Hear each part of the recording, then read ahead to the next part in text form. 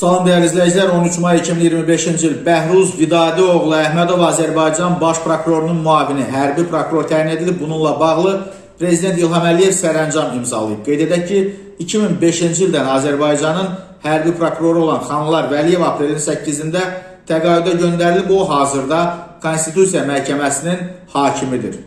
Dəyərli izləyicilər, Bakı vaxtı az Bəhruz Əhmədovun dosyası ilə bağlı bəzi məlumatlar əldə edib və qeyd olunur ki, Bəhruz Əhmədov 4 iyul 1984-cü ildə anadan olub, Bakı Dövlət Universitetinin hüquq fakültəsini bitirib, əslən Neftçala rayonundandır. Hüquq mühafizə və hərbi sahədə uzun illər səmərəli fəaliyyət göstərib. Bu, Azərbaycan Respublikası Hərbi Prokurorluğunun peşəkar və təcrübəli kadrlarından biri kimi tanınır. Əmək fəaliyyətinə prokurorluq orqanlarında başlamış.